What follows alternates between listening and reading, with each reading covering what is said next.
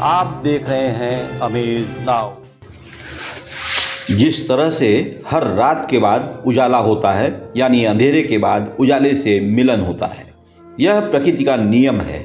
बिछड़ना और मिलना। कई बार तो लोग मिलकर बिछड़ जाते हैं।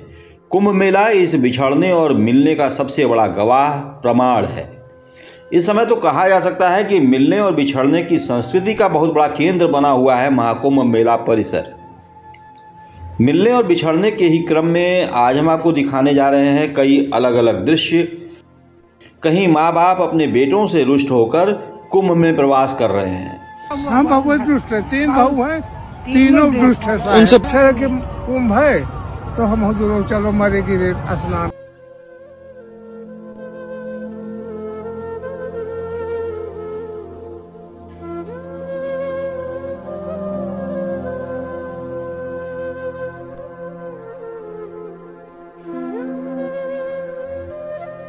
तो वहीं एक माँ कई वर्षों से लापता अपने बच्चे को ढूंढने कुंभ में हर वर्ष जरूर आती है।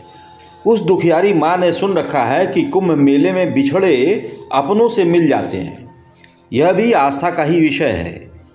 गंगा मैया, सरस्वती मैया, मेरे बेटे को वापस कर, बस और कुछ नहीं कहेंगे। उस दिन घर में कुछ मतलब ऐसे ही पढ़ने के लिए कुछ डांटे थे। वो मतलब घर से निकला कि मम्मी मैं कोचिंग जा रहा हूँ, लेकिन वो आया नहीं आज तक। तब से मैं ढूंढने की प्रक्रिया मतलब कर रही हूँ। मैं सब जगह गई, मुंबई, नेपाल, आरा, बक्सर, छपरा, कुर्सेला, सब जगह गई।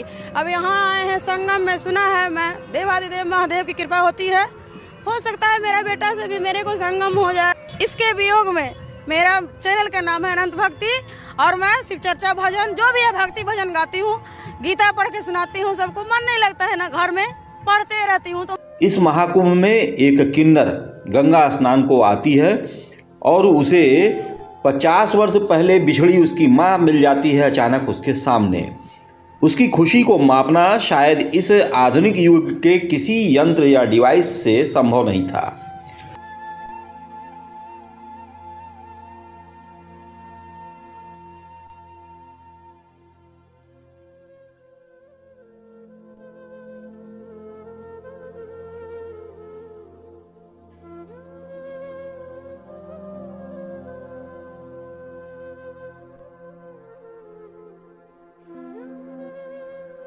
एक कुमारी आती है कुंभ स्नान के लिए, लेकिन उसकी मंशा बदल जाती है और वह हमेशा के लिए अपने परिवार को छोड़ गुरु के संसर्ग में आ जाती है। लेकिन ऐसा नहीं है कि रिश्तों की डोर इस समाज को कमजोर कर रही है। गृहस्थ समाज से निकलकर साधु संतों की टोली में शामिल होना आध्यात्मिक यात्रा का प्रारब्ध है। यह एक नई दिशा है, नया जीवन है। यकीन मानिए कि साधु समाज हमारी संस्कृति की रीढ़ है। फिर आप इस परिवार में रहें या उस परिवार में, क्या फर्क पड़ता है? देश तो वही एक है। छोड़ दिए, सबका त्याग कर दिया, माँ बाप बहन भाई सबका, और मैं सिर्फ अपने गुरु के शरण में रहूंगी। सब चीज का त्याग कर दिया मैंने। तभी से मेरा बचपन से ही मन था कि हाँ मैं साध्वी बनूं। मैंने अपने घर पे भी बोला था सबसे, तब मैं छोटी थी, तब कोई सुनवाई नहीं करता था। जब मैं यहाँ पर आई, मैंने अपने गुरु से बोला कि गुरुजी मुझे भी आपकी तरह संत बनना है। तो गुरुजी ने बहुत समझाया मुझे कि आप छोटे हो, ये कोई मामूली चीज नहीं होती है संत बनना, इसमें बहुत कठिनाई होती है, परिश्रम करना पड़ता है। पर मैंने किसी की बात नहीं मानी। मैंने बोला कि आप जो बोलते रहो बोलो, पर मैंने कि मुझे संत ही बनना है, साध्वी ही बनना है। अब आइए बात करते हैं। महाकुंभ ने हर बार की तरह इस बार रिश्तों की महत्ता को भी खूब दर्शाया है।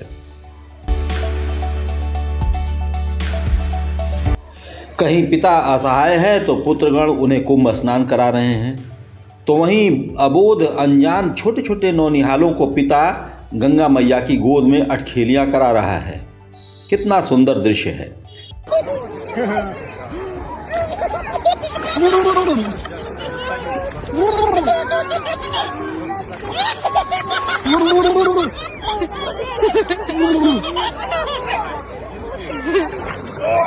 समर्थ सासू माँ को बहू अपने कंधे पर लादकर कुंभ स्नान कराने ले जा रही है।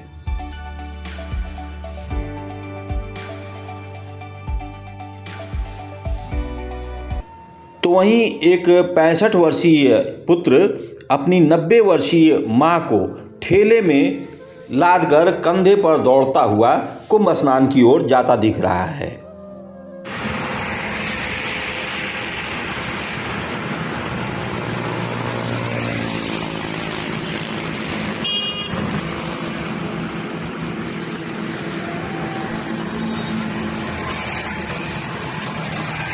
अम्मा कहाँ जा रही हैं? कुंभ?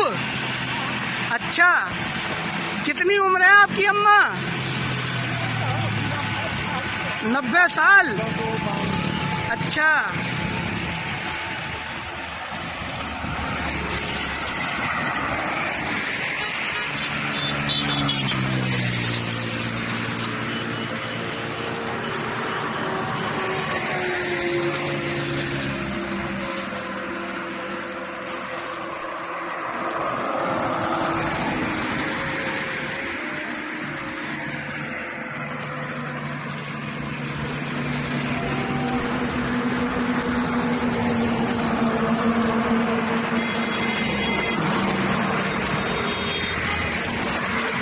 ऐसी ही तमाम बहादुर युवतियां अपने असमर्थ माताओं को कुंभ स्नान कराते देखी गईं।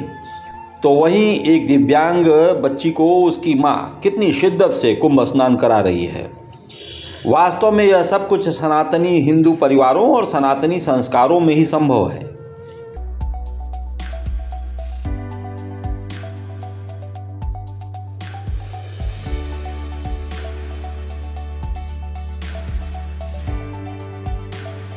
बने रहिए अमेज नाउ के साथ।